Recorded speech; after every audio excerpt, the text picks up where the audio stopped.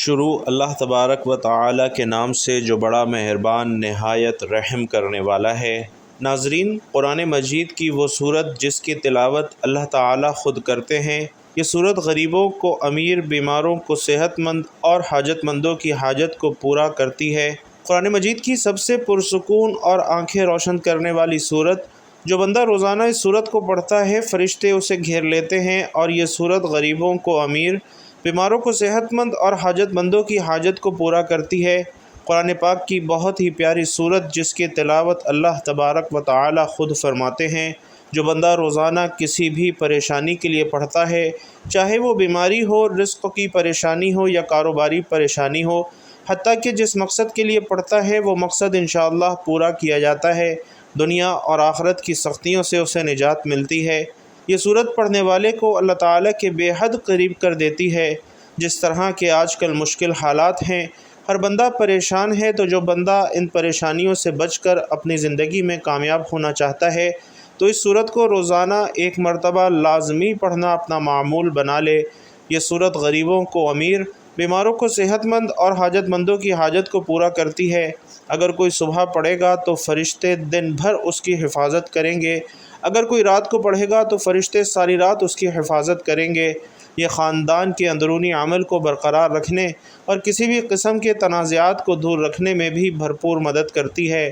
یہ قرآن پاک کی وہ صورت ہے جس کی تلاوت اللہ تعالی جنت میں خود فرمائیں گے۔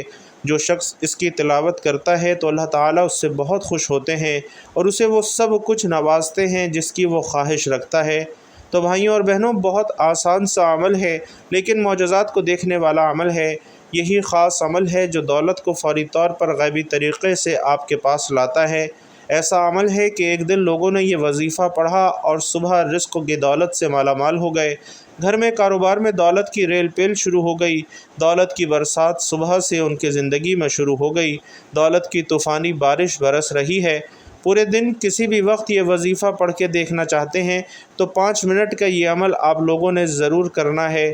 آگے بڑھنے سے پہلے اپنے تمام بہن بھائیوں کو یہ بات بتانا چاہتا ہوں کہ الحمدللہ جن بہن بھائیوں نے یہ درخواست کی تھی کہ ہماری خصوصی اجتماعی دعا میں ان کا نام لے کر ان کی پریشانی کے لیے دعا کی جائے، الحمدللہ ان تمام بہن بھائیوں کے لیے دعا کروا دی گئی ہے۔ اسی طرح جو بھائی بہن مزید یہ چاہتے ہیں کہ ان کے لیے ہماری خصوصی اجتماعی دعا میں نام لے کر دعا کروائی جائے تو وہ لوگ نیچے کمنٹ باکس میں اپنا نام اور پریشانی لکھ سکتے ہیں۔ انشاءاللہ ان تمام احباب کے لیے بھی خصوصی اجتماعی دعا میں نام لے کر دعا کروائی جائے گی۔ تو بھائیوں اور بہنوں، آپ کو بتا رہا تھا کہ یہ وظیفہ اتنا طاقتور اور اتنا تاثیر والا ہے کہ جس کسی کو یہ وظیفہ بتایا اور اس نے کیا، اس کی زندگی میں پیسہ تو بے حساب آیا ہی، لیکن پھر اس پیسوں میں اتنی خیر اور برکت، اتنی فضیلت اور وسعت پیدا ہوئی کہ وہ پیسہ پھر واپس گیا نہیں، وہ پیسہ ایسا آیا کہ اس انسان کے پاس رہا۔ ایسے تو آپ لوگوں نے کوئی نہ کوئی عمل یا کوئی وظیفہ لازمی کیا ہوگا کہ آپ کو پیسے بھی ملے ہوں گے۔ میں یہ نہیں کہتا کہ پیسے نہیں ملے ہوں گے، آپ نے محنت اور کامل یقین سے کیا ہوگا تو آپ کو پیسے بھی لازمی ملے ہوں گے، لیکن پھر کچھ وقت کے بعد وہ پیسے واپس بھی چلے گئے ہوں گے، ختم بھی ہو گئے ہوں گے۔ تو یہ وظیفہ ہے کہ پیسہ اگر ایک مرتبہ آپ کے پاس آ جائے تو پھر آپ پر عاشق ہو جائے گا اور جانے کا نام ہی نہیں لے گا۔ اس پیسے میں انشاءاللہ خوب خیر و برکت اور عافیت ہوگی۔ یہ سمجھ لیجئے کہ یہ دولت اور رزق کا بادشاہ عمل ہے، یہ بادشاہ وظیفہ ہے۔ اپنی زندگی میں جو بھائی بہن کہتے ہیں کہ ہمیں ڈھیروں پیسہ چاہیے، غیبی مال و دولت چاہیے، فوری ڈھیروں رزق چاہیے، وہ کہتے ہیں کہ اگر تو ہم صبح کوئی وظیفہ پڑھیں تو شام تک مراد پوری ہو جائے، رات کو پڑھیں تو صبح سے پہلے ہی ہم پر نوازش ہو جائے۔ تو یہ وظیفہ آج ان تمام بہن بھائیوں کے لیے ہے جو ہمیشہ ایک شکایت کرتے ہیں کہ ہماری مالی پریشانی ختم نہیں ہو رہی، مالی مشکلات ختم ہونے کا نام نہیں لے رہی، شوہر دہاڑی لگاتا ہے اور دہاڑی بھی کبھی لگتی ہے تو کبھی نہیں لگتی، جس دن لگ جائے تو 4 پیسے لے آتا ہے اور وہ اتنے ہوتے ہیں کہ ایک وقت کا کھاتے ہیں تو دوسرے وقت کا سوچتے ہیں، تنگ دستی ہے، فاقے ہیں، غربت ہے، لاچاری ہے۔ تو جو وظیفہ ابھی آپ کو بتانے لگا ہوں بھائیوں اور بہنوں، آپ سب نے یہ وظیفہ اللہ تعالیٰ پر پورا یقین، کامل بھروسہ رکھتے ہوئے کرنا ہے۔ کسی بھی صورت میں آپ نے مایوس نہیں ہونا، کیونکہ اچھے اور برے حالات ہمیشہ کے لیے نہیں ہوتے۔ آپ نے ناامیدی کا شکار نہیں ہونا۔ یہ زندگی بھی انتہائی عجیب ہے۔ کبھی کبھی یہ اتنی خوبصورت لگتی ہے کہ جی چاہتا ہے کہ ہمارا ناطہ ہمیشہ سے اس زندگی سے جڑا رہے، کبھی بھی یہ ناطہ نہ ٹوٹے۔ اور جب کبھی زندگی ہماری امیدیں اور توقعات پورا کرنے میں ناکام رہتی ہے تو دل کرتا ہے کہ یہ زندگی جلد ختم ہو جائے، مگر حقیقت یہ ہے کہ دکھ اور درد میں وقت طویل سے طویل تر ہوتا جاتا ہے، اور اسی طویل سفر سے انسان ہار کر مایوسی کا شکار ہو جاتا ہے۔ انسان خود بھی نہیں سمجھ پاتا کہ آخر اس ساری صورتحال سے کیسے نپٹا جائے۔ بھائیوں اور بہنوں، انسان کی فطرت ہی ایسی ہے کہ اسے زندگی میں سب کچھ اپنے مطابق چاہیے۔ جب اس کی مرضی اور منشا کے مطابق نہیں ہوتا تو وہ نا امید اور مایوس ہو جاتا ہے، اور ساتھ ہی اسے یہ احساس ستاتا ہے کہ اب اسے مزید نہیں جینا۔ اگر اسے کچھ حاصل کرنا ہو تو وہ اس کے لیے تگ و دو کرتا ہے، دعائیں مانگتا ہے، محنت کرتا ہے، مگر جب اس کی منشا کے مطابق اسے پھل نہیں ملتا تو وہ تھک جاتا ہے، اور اسی تھکن میں وہ مایوسی کے اندھیرے میں اپنا وجود، اپنی امید اور اپنا یقین سب کچھ کھو بیٹھتا ہے۔ اسے زندگی بے رنگ لگنا شروع ہو جاتی ہے، اس کی زندگی میں دلچسپی ختم ہو جاتی ہے۔ مگر یاد رکھیے کہ کچھ بھی ہمیشہ کے لیے نہیں ہوتا۔ وقت کی ایک خوبصورتی یہ ہے کہ یہ کبھی بھی ایک جیسا نہیں رہتا۔ مشکل ہو تو آسانی بھی مل ہی جاتی ہے۔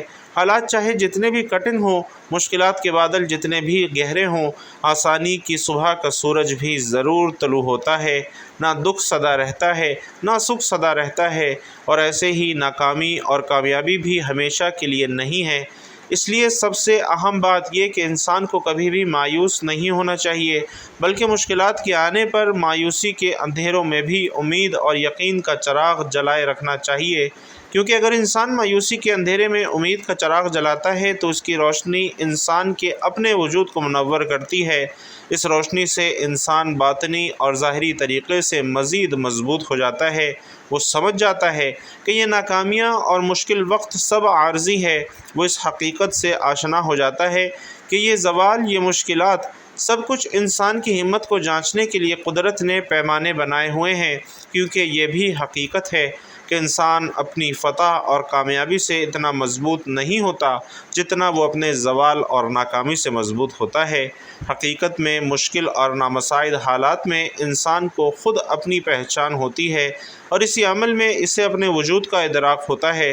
انسان اپنی چھپی ہوئی خوبیوں کو جانچنے کے لیے مزید مضبوط ہوتا جاتا ہے۔ اسے اپنے سے وابستہ رشتوں کی پہچان بھی ہوتی جاتی ہے۔ وہ آسانی سے جان لیتا ہے کہ کون اس کے ساتھ مخلص ہے اور کون نہیں۔ انسان کے لیے مشکل وقت گزارنا بہت مشکل ہے، اور اس وقت کو مزید مشکل انسان کے اپنے ہی منفی خیالات بناتے ہیں۔ انسان حقیقت میں اپنے ہی خیالات کے ذریعے یرغمال بن جاتا ہے۔ وہ سمجھتا ہے کہ وہ زندگی کی دوڑ سے باہر ہو گیا ہے، اس کے دیگر ساتھی بہت آگے نکل چکے ہیں اور وہ سب سے پیچھے رہ گیا ہے، سب کچھ ہار گیا ہے۔ منفی خیالات صورتحال کو مزید پیچیدہ کر دیتے ہیں اور انسان کی سوچ کو مزید الجھا دیتے ہیں۔ اس لیے اگر مشکل حالات آ جائیں تو سب سے پہلے اپنے خیالات کو مثبت رکھیں۔ یہی کوشش کریں کہ جو کچھ زندگی میں بہتر حاصل کیا ہے اسے یاد رکھا جائے، تاکہ یہ محسوس کیا جا سکے کہ زندگی آپ پر کتنی مہربان رہی ہے، اور اسی سوچ سے امید پیدا ہوگی کہ اس بار بھی انشاءاللہ زندگی مہربانی ہی کرے گی۔ ساتھ میں یہ سوچ بھی مضبوط رکھنی چاہیے کہ ہر طوفان آپ کی زندگی کو تباہ کرنے کے لیے نہیں آتا، بلکہ کچھ طوفان آپ کے راستے صاف کرنے کے لیے بھی آتے ہیں۔ امید کے ساتھ یقین بھی ہونا چاہیے کہ جس رب نے اس دنیا میں بھیجا ہے وہ کبھی بھی ہم سے غافل نہیں ہوتا۔ رب نے قرآن میں بھی انسان سے کچھ وعدے کیے ہیں، اور بے شک اس کے سب وعدے سچ ہیں۔ قرآن پاک میں ہے کہ ہر مشکل کے بعد آسانی ہے، اور پھر فرمایا کہ انسان کی ہمت سے زیادہ اس پر بوجھ نہیں ڈالا جاتا۔ اس لیے انسان جب امید اور یقین کا دامن تھام لیتا ہے تو یہ احساس اس کے وجود میں گھر کر جاتا ہے، اور امید اور یقین ہی وہ واحد سہارے ہیں جن کے ذریعے وہ اپنی مشکل اور ناپسندیدہ حالات سے نبرد آزما ہو سکتا ہے۔ حقیقت میں امید اور یقین کا چراغ بہت ہی خوبصورت اور قیمتی چیز ہے۔ یقین جانیے، یہ چراغ ایسا ہے کہ جو کسی بھی مردہ وجود اور بے جان خواہشات کے اندر ایک نئی روح پھونک دیتا ہے، اور اس چراغ کی روشنی اتنی خوبصورت اور معطر ہے کہ انسان اس کی خوشبو سے خود کو پرنور محسوس کرتا ہے، کیونکہ اس کی روشنی اپنے اندر ایک خاص جادوئی طاقت رکھتی ہے۔ اور اسی جادوئی طاقت کے ذریعے انسان کی سب مایوسی اور پریشانی ختم ہو جاتی ہے۔ اس لیے مشکل حالات کو اپنے رویے سے مشکل ترین مت بنائیں، بلکہ امید اور یقین کو تھام کر رکھیں گے تو ہر مشکل سفر بآسانی طے کر سکیں گے، کیونکہ قرآن مجید میں بھی ارشاد ہے کہ تم فرماؤ اے میرے وہ بندو جنہوں نے اپنی جانوں پر زیادتی کی، اللہ کی رحمت سے نا امید نہ ہو، بے شک اللہ سب گناہ بخش دیتا ہے، بے شک وہی بخشنے والا مہربان ہے۔ ناظرین، اس آیت میں اللہ تعالیٰ نے اپنے بندوں پر اپنی کامل رحمت، فضل اور احسان کا بیان فرمایا ہے۔ چنانچہ ارشاد فرمایا کہ اے حبیب صلی اللہ علیہ وسلم آپ فرما دیں کہ اللہ تعالیٰ فرماتا ہے کہ اے میرے وہ بندو جنہوں نے کفر اور گناہوں میں مبتلا ہو کر اپنی جانوں پر زیادتی کی، تم اللہ تعالیٰ کی رحمت سے ہرگز مایوس نہ ہونا اور یہ خیال نہ کرنا کہ ایمان قبول کر لینے کے بعد سابقہ کفر اور شرک پر تمہارا مواخذہ ہوگا۔ بے شک اللہ تعالیٰ اس کے سب گناہ بخش دیتا ہے جو اپنے کفر سے باز آئے اور اپنے گناہوں سے سچی توبہ کر لے، بے شک وہی گناہوں پر پردہ ڈال کر بخشنے والا اور مصیبتوں کو دور کر کے مہربانی فرمانے والا ہے۔ اور ناظرین، اس آیت کے شان نزول کے بارے میں متعدد روایات ہیں، اور ان میں سے ایک یہ ہے، حضرت عبداللہ بن عباس رضی اللہ تعالیٰ عنہ فرماتے ہیں کہ مشرکوں کے کچھ آدمیوں نے بارہا قتل اور زنا کا ارتکاب کیا تھا۔ یہ لوگ نبی کریم صلی اللہ علیہ وسلم کی بارگاہ میں حاضر ہوئے اور کہنے لگے کہ جو کچھ آپ فرماتے ہیں وہ باتیں تو بہت اچھی ہیں، لیکن ہمیں یہ تو معلوم ہو جائے کہ کیا ہمارے اتنے سارے گناہوں کا کفارہ ہو سکتا ہے۔ اس پر یہ آیت نازل ہوئی، اور وہ جو اللہ کے ساتھ کسی دوسرے معبود کی عبادت نہیں کرتے اور اس جان کو ناحق قتل نہیں کرتے جسے اللہ نے حرام فرمایا ہے، اور بدکاری نہیں کرتے، اور یہ آیت نازل ہوئی کہ تم فرماؤ اے میرے وہ بندو جنہوں نے اپنی جانوں پر زیادتی کی، اللہ کی رحمت سے مایوس نہ ہونا۔ اس لیے ہمیں اللہ تعالیٰ کی رحمت سے اور مغفرت سے مایوس نہیں ہونا چاہیے۔ اور اس آیت سے معلوم ہوتا ہے کہ بندے سے اگرچہ بڑے بڑے اور بے شمار گناہ بھی صادر ہوئے ہوں، لیکن اسے اللہ تعالیٰ کی رحمت اور مغفرت سے مایوس نہیں ہونا چاہیے، کیونکہ اللہ تعالیٰ کی رحمت بے انتہا وسیع ہے، اور اس کی بارگاہ میں توبہ کی قبولیت کا دروازہ تب تک کھلا ہے جب تک بندہ اپنی موت کے وقت غرغرے کی حالت کو نہیں پہنچ جاتا۔ اس وقت سے پہلے بندہ جب بھی اللہ تعالیٰ کی بارگاہ میں اپنے گناہوں سے سچی توبہ کر لے گا تو اللہ تعالیٰ اپنے فضل اور رحمت سے اس کی توبہ قبول کرتے ہوئے اس کے سب گناہ معاف فرما دے گا۔ اللہ تعالیٰ کی رحمت اور مغفرت کی تو کیا بات ہے۔ حضرت انس بن مالک رضی اللہ تعالیٰ عنہ سے روایت ہے کہ نبی علیہ الصلاۃ والسلام نے ارشاد فرمایا کہ اللہ رب العزت کا ارشاد ہے، اے انسان، جب تک تو مجھ سے دعا کرتا رہے گا اور امید رکھتا رہے گا میں تیرے گناہ بخشتا رہوں گا، چاہے تجھ میں کتنے ہی گناہ ہوں، مجھے کوئی پرواہ نہیں۔ اے انسان، اگر تیرے گناہ آسمان تک پہنچ جائیں پھر تو بخشش مانگے تو میں تجھے بخش دوں گا، مجھے کوئی پرواہ نہیں۔ اے انسان، اگر تو زمین بھر گناہ بھی میرے پاس لے کر آئے لیکن تو نے شرک نہ کیا ہو تو میں تجھے اس کے برابر بخش دوں گا۔ اس آیت کا مفہوم مزید وضاحت سے سمجھنے کے لیے امام غزالی رحمۃ اللہ علیہ کا یہ کلام ملاحظہ فرمائیں کہ جو شخص سر تا پا گناہوں میں ڈوبا ہوا ہو، جب اس کے دل میں توبہ کا خیال پیدا ہو تو شیطان اس سے کہتا ہے کہ تمہاری توبہ کیسے قبول ہو سکتی ہے، وہ یہ کہہ کر اسے اللہ تعالیٰ کی رحمت سے مایوس کر دیتا ہے۔ تو اس صورت میں ضروری ہے کہ مایوسی کو دور کر کے امید رکھے اور اس بات کو یاد کرے کہ اللہ تعالیٰ تمام گناہوں کو بخشنے والا ہے، اور بے شک اللہ تعالیٰ کریم ہے جو بندوں کی توبہ قبول کرتا ہے۔ نیز توبہ ہی ایسی عبادت ہے جو کہ گناہوں کو مٹاتی ہے۔ انشاءاللہ وہ آپ کے حالات ضرور بدلے گا اور آپ کی تمام مصیبتیں اور پریشانیاں دور کرے گا، کیونکہ اللہ تعالیٰ کی رحمت بے مثال ہے۔ اللہ کے رسول صلی اللہ علیہ وسلم فرماتے ہیں کہ اللہ تعالیٰ نے اپنے فرشتوں کو نیکیاں اور برائیاں لکھنے کا حکم دیا، اس طرح کہ جو شخص نیکی کا ارادہ کرے اور اس پر عمل نہ کر سکے تو اللہ تعالیٰ اسے ایک پوری نیکی شمار کر لیتا ہے، اور جو شخص نیکی کا ارادہ کر کے اس پر عمل کرے اس کے حساب میں ایک نیکی کے بدلے 10 نیکیاں بلکہ 700 نیکیاں اور اس سے بھی زیادہ لکھی جاتی ہیں۔ لیکن جو شخص برائی کا ارادہ کرے لیکن برائی کو عمل میں نہ لا سکے، اللہ کے خوف سے یا کسی بھی اور وجہ سے، تو خداوند تعالیٰ اپنے ہاں اس کے حساب میں ایک نیکی پوری لکھتا ہے، اور جو شخص برائی کا ارادہ کر کے اسے عمل میں بھی لے آئے تو صرف ایک برائی اس کے نامہ اعمال میں لکھی جاتی ہے۔ اللہ تعالیٰ جس طرح اپنی ذات میں بے مثل اور بے مثال ہے، اسی طرح اس کی ہر صفت ازلی و ابدی اور لامحدود ہے، تاہم اس کی صفت رحمت سب سے بڑھ کر ہے، جیسا کہ قرآن مجید میں ارشاد ہے کہ میری رحمت وسیع ہے ہر شے پر۔ حاملین عرش مومنین کے حق میں اللہ کے حضور بخشش کی دعا کرتے وقت کہتے ہیں کہ اے پروردگار، تیری رحمت ہر چیز پر پھیلی ہوئی ہے، بس تو بخش دے ان لوگوں کو جو توبہ کریں۔ اور اللہ تعالیٰ اپنے بندوں پر مہربان ہے، وہ اپنے بندوں کی خطائیں معاف کرنا چاہتا ہے اور نیک کاموں پر زیادہ سے زیادہ ثواب دیتا ہے۔ ایک حدیث نبوی صلی اللہ علیہ وسلم کا مفہوم ہے کہ اللہ تعالیٰ کے پاس 100 رحمتیں ہیں، اور ان میں سے صرف ایک رحمت اس نے جن، انسان، چوپایوں اور زہریلے جانوروں میں بھیجی ہے، اور اسی رحمت کے سبب سے وہ آپس میں پیار، محبت اور مہربانی کرتے ہیں، جبکہ 99 رحمتوں کو اللہ رب العزت نے قیامت کے لیے اٹھا رکھا ہے کہ وہ ان سے اس دن اپنے بندوں پر رحم کرے گا۔ اور ایک روایت میں ہے کہ ایک شخص نے، جس نے کبھی کوئی نیک کام نہیں کیا تھا، موت کے وقت اپنے گھر والوں سے کہا کہ جب میں مر جاؤں تو مجھے جلا دینا، پھر آدھی راکھ جنگل میں اڑا دینا اور آدھی دریا میں بہا دینا۔ خدا کی قسم، اگر اللہ نے مجھ پر قابو پا لیا تو وہ مجھے ایسا عذاب دے گا جیسا دنیا میں پہلے کسی کو نہ دیا ہوگا۔ جب وہ بندہ مر گیا تو اس کے بیٹوں نے اس کی وصیت کے مطابق عمل کیا۔ اللہ تعالیٰ نے دریا کو حکم دیا اور اس کے اندر کی راکھ جمع کی، پھر جنگل کو حکم دیا اور اس کے اندر کی راکھ جمع کی۔ پھر اللہ تعالیٰ نے اس سے پوچھا کہ تو نے ایسا کیوں کیا؟ اس نے عرض کیا، پروردگار، تیرے خوف سے، اور یہ بات تو خوب جانتا ہے۔ اس پر اللہ نے اسے بخش دیا، اگرچہ اس شخص کی وصیت غلط تھی، مگر اللہ تعالیٰ نے اس خوف کی وجہ سے اسے بخش دیا جو اسے قیامت کے دن اللہ کے سامنے کھڑے ہونے سے تھا۔ بس اللہ تعالیٰ سے خوف کھانا اللہ کی رحمت کو متوجہ کرتا ہے۔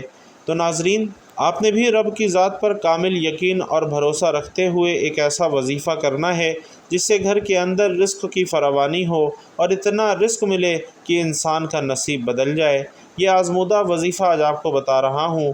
اگر اللہ کے نام پر صدقہ کر دیا جائے تو جو کوئی وظیفہ یا عمل آپ کر رہے ہیں اس کی تاثیر بھی بڑھ جاتی ہے۔ لہٰذا کوشش کریں کہ عمل کرنے سے پہلے یا بعد میں یا پھر روزانہ کی بنیاد پر حسب توفیق جتنا ہو سکے 1 روپیہ، 2 روپے، 10 روپے، 20 روپے وہ اللہ کی راہ میں ضرور صدقہ کر دیا کریں، اور پھر یہ وظیفہ کریں اور دیکھیں کہ وظیفہ انشاءاللہ کتنی تیزی سے اثر کرتا ہے۔ وظیفہ شروع کرتے وقت آپ نے سب سے پہلے 11 مرتبہ درود پاک پڑھنا ہے، درود ابراہیمی جو ہم نماز کے اندر بھی پڑھتے ہیں۔ آئیے ایک مرتبہ خیر و برکت اور ثواب کی نیت سے ساتھ مل کر بھی پڑھ لیں۔